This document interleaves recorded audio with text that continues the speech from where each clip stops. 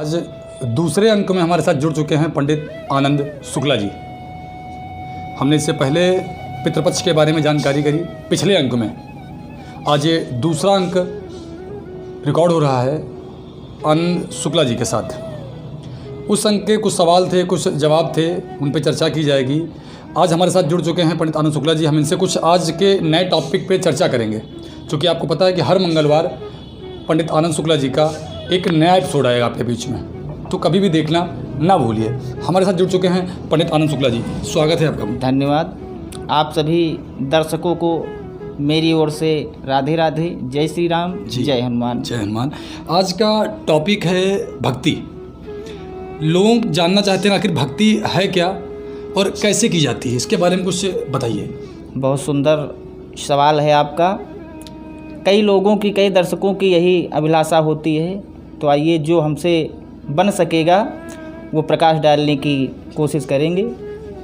तो कहा गया है कि भक्ति में 3 शब्द हैं, मतलब 3 अक्षर हैं। भा माने भाव होता है। भक्ति करने से पहले यदि मनुष्य के अंदर हृदय में भाव नहीं जागृत होता है तो कहा जाता है कि वो भक्ति पूर्ण नहीं होती है। अब भाव का क्या मतलब होता है, तो कहा गया है कि भाव बस से भगवान, भाव के बस में भगवान हो जाते हैं और मनुष्य को भक्ति प्रदान होने लगती है। कैसे? भक्ति न रुपये से होती है, न पैसे से हो सकती है, न कोई खरीदने वाली चीज़ है, न बिकने वाली चीज़ है। भक्ति केवल भाव का विषय है। ठीक, तो कहा गया है, एक संत ने कहा है कि भाव का भूखा हूँ मैं। भगवान कहते हैं कि भाव का भूखा हूँ मैं और भाव ही बस सार है, और भाव से भजले मुझे तो इस भव से बेड़ा पार है। इसलिए प्रत्येक इंसान को, प्रत्येक मनुष्य को चाहिए कि कोई भी भक्ति करे तो सबसे पहले भाव अवश्य होना चाहिए भक्ति में, तभी वो भक्ति सार्थक होगी, अन्यथा वो निरर्थक ही रहेगी। अब दूसरा अंक आता है भक्ति में गा। गा का शब्द गुण है।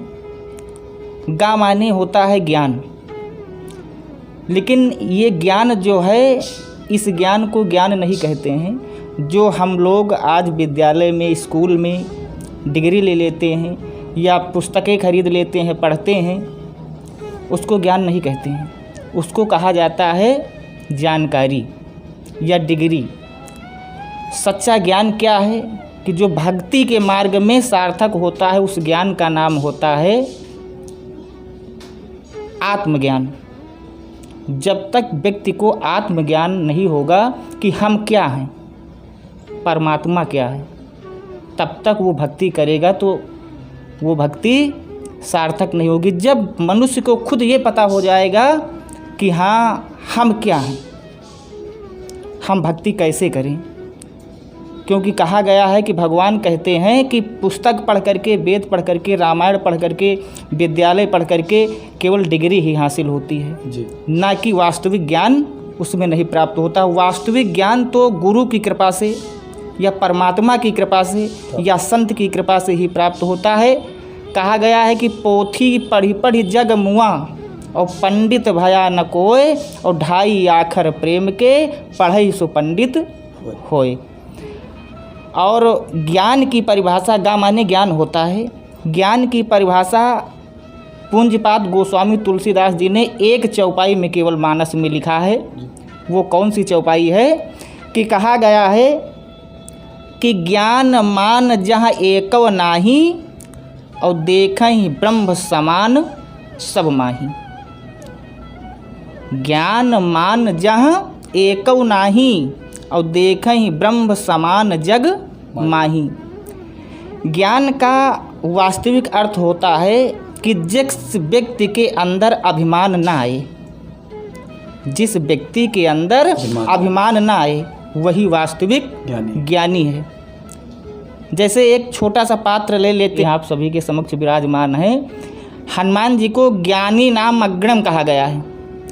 सबसे बड़ा ज्ञानी हनुमान जी को कहा गया है, लेकिन हनुमान जी को कोई ये नहीं दिखा सकता है कि किसी विद्यालय में कोई डिग्री लिया है या कहीं पढ़े हैं, कुछ नहीं। लेकिन आत्मज्ञान है, भाव भी है और ज्ञान है। कैसा ज्ञान है कि इन्होंने सिया राम मैं सब जग जानी।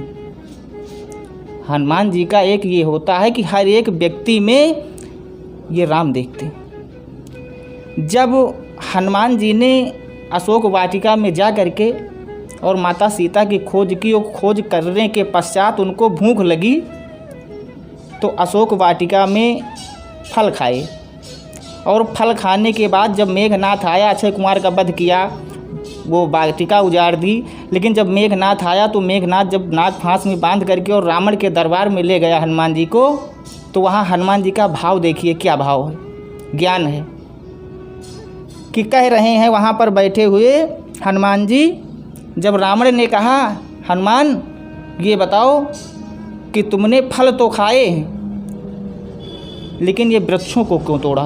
खायो हूँ प्रभु लागी, खायो हूँ फल प्रभु लागी भूखा, और कपि स्वभाव ते तोर्यो रूखा। वहाँ पर रावण शत्रु है हनुमान जी का, इसलिए कि राम जी हनुमान जी के आराध्य हैं जी, और रावण राम जी का शत्रु है। लेकिन हनुमान जी के भाव देखिए, उस जगह पे क्या भाव प्रकट कर रहे हैं कि खायो हूँ प्रभु फल लाग्यो भूखा। रावण को हनुमान जी प्रभु रूप में संकेत कर रहे हैं, क्योंकि रावण के रूप में भी हनुमान जी को राम के दर्शन हो रहे। उधर कहा गया कि ज्ञान मान जहाँ ये कौनाही, हनुमान जी को अभिमान जरा सा भी नहीं है। वहाँ से जब वापस आते हैं हनुमान जी, भगवान राम ने प्रश्न किया कि हनुमान ये बताओ आपने लंका क्यों जलाई। तब हनुमान जी ने कहा कि प्रभु मैंने लंका नहीं जलाई। तो राम ने कहा कैसे लंका जली। तो कहा शाखा मृग के बड़ी मनुषाई, और शाखा ते शाखा पर जाई। आज अगर हम लोगों को, मनुष्यों को थोड़ा भी मान सम्मान मिल जाता है तो अभिमान आ जाता है, लेकिन हनुमान जी ने इतना बड़ा काम कर दिया, लेकिन फिर भी अभिमान नहीं आया। तो ज्ञान, ये वास्तविक ज्ञान इसी को कहते हैं। वास्तविक ज्ञान यही है कि सब कुछ होते हुए भी मनुष्य केवल परमात्मा को धन्यवाद दे और कहे प्रभु मेरा कुछ नहीं है, सब कुछ आपका है। वही वास्तविक ज्ञान है, ज्ञान और भक्ति है। भक्ति। अब इसमें एक शब्द और आता है ता जी, भागा। अभी दो ही हुए हैं, तीसरा वाक्य है ता। ता का मतलब होता है कि ये जो भवसागर है, ये संसार जो है ये भवसागर है, इसमें से भक्ति करके हम इस भवसागर से तर जाएं। ता का मतलब होता है तारण, तरना। ऐसी भक्ति करें कि हम इस संसार से तर जाएं, तो ता का मतलब हुआ तारना। जब आप ऐसी भक्ति करेंगे, इस हिसाब से अभिमान रहित, मान रहित, भावपूर्वक भक्ति, तो हम आपका इस भवसागर से तरर तारण हो जाएगा, बेड़ा पार हो जाएगा। लेकिन आज समाज में भक्ति विचित्र रूप से हो रही है। भक्ति दो मेर की है।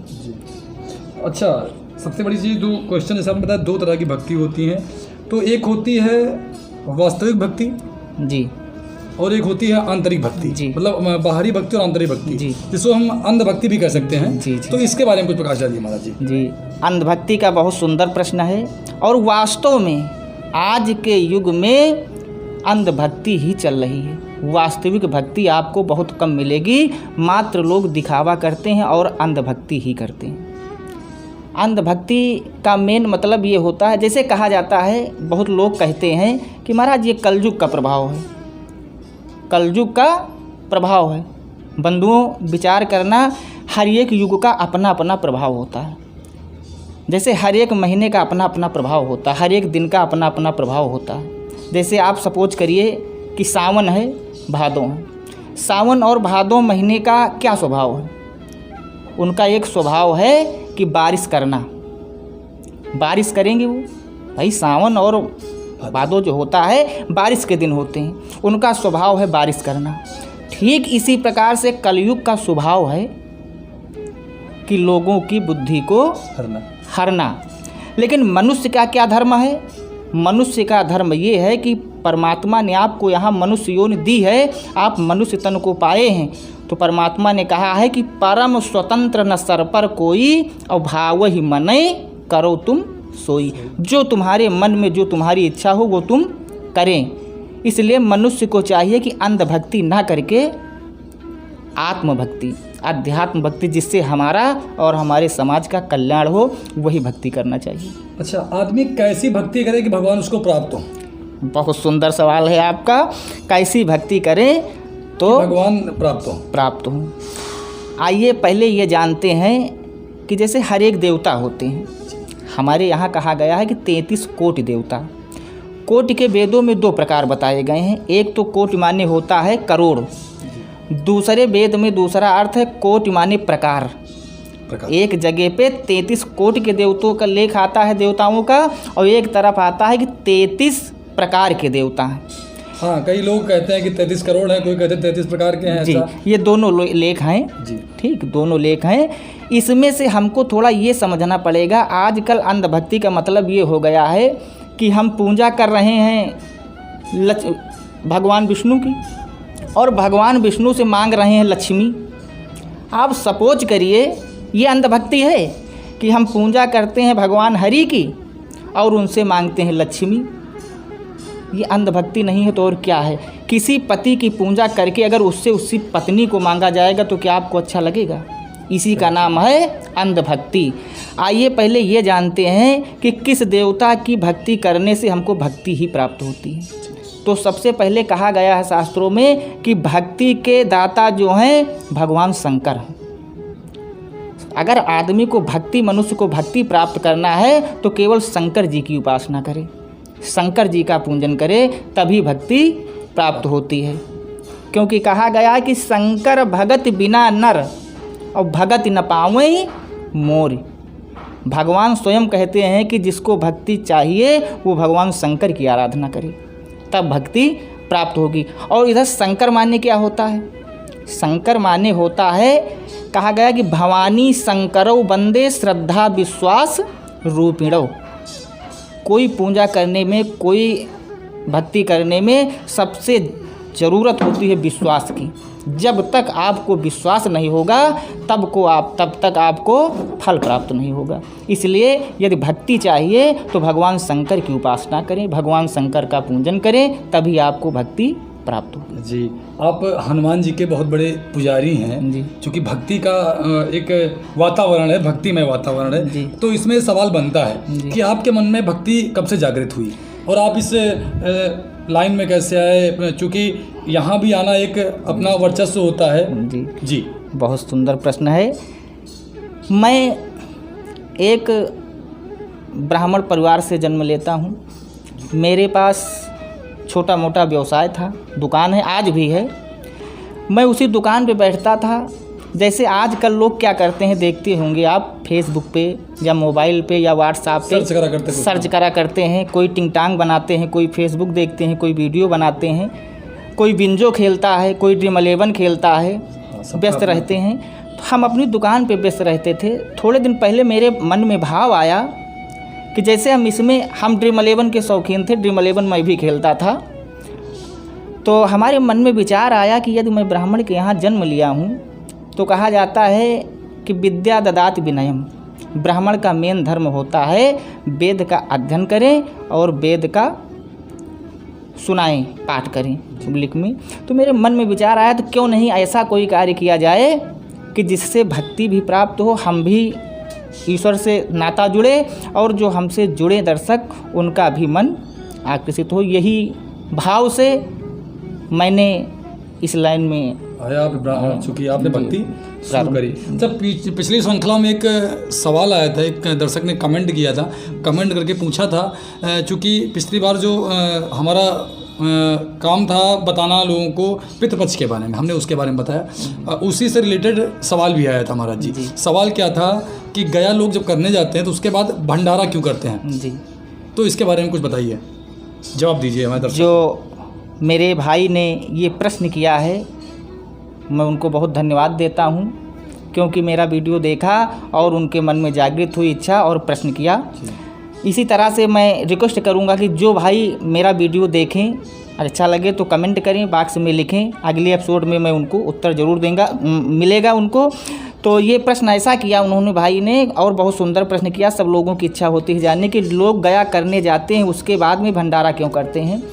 तो मेरा कहने का मतलब भाव ये है कि उसका भंडारा नाम नहीं होता है, गया के पश्चात जो किया जाता है उसका नाम होता है ब्रह्म भोज, ब्राह्मणों का भोज। अब भंडारा कह दो उसको, वो अलग बात है, लेकिन उसका मेन उद्देश्य होता है ब्रह्म भोज। और वो इसलिए किया जाता है कि कहा गया है कि इस मृत्युलोक के विषय में इस पृथ्वी के ऊपर साक्षाता जो है दो देवता हैं। एक भूदेव ब्राह्मण देवता कहा गया है और दूसरा अग्नि देवता है।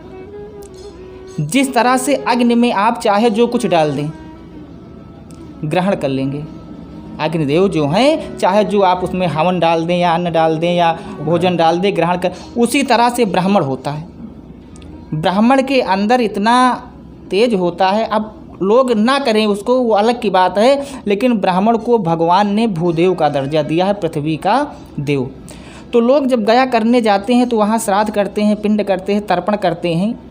उसके बाद में यहाँ आके ब्रह्म भोज, ब्राह्मणों का भोज करते हैं एक, इसलिए कि हो सकता है मेरे पिंडदान में कोई त्रुटि रह गई हो या मेरे पितर ना प्रसन्न हो, तो भगवान कहते हैं कि जो ब्राह्मण को आप भोजन कराएंगे वो आपको पितरों को वहाँ प्राप्त होता है।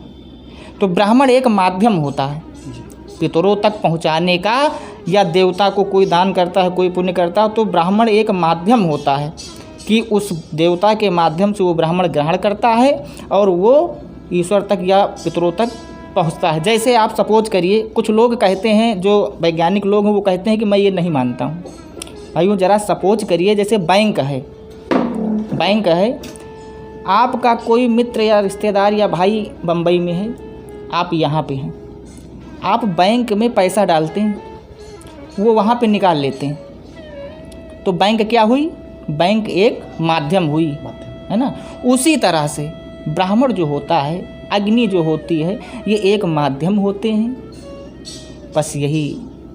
बहुत बहुत धन्यवाद आपका कि हमारे साथ आप जुड़े, आपने अपना कीमती समय निकाला भी समाचार के लिए, आप इसके साथ जुड़े। धन्यवाद जी। मैं अपने सभी दर्शकों को पुनः फिर राधे राधे, जय श्री राम, जय हनुमान। जो प्रश्न में त्रुटि रह गई हो या जो वो हो, आप कमेंट बॉक्स में लिखें, अगले अंक में आपको उसका उत्तर यथाशक्ति जो बन सकेगा प्राप्त होगा। जय श्री राम। जय श्री राम। आप हर मंगलवार इनका एपिसोड आता है, ये दूसरा अंक था, तीसरा अंक फिर पुनः अगले मंगलवार को आएगा। आपके जो भी सवाल होते हैं आप कमेंट करके पूछ सकते हैं और प्रयास किया जाएगा आपके सवालों का जवाब आपको उस अंक में प्राप्त हो। आप देखना ना भूलिए, हर मंगलवार एक नया एपिसोड पंडित आनंद शुक्ला के साथ।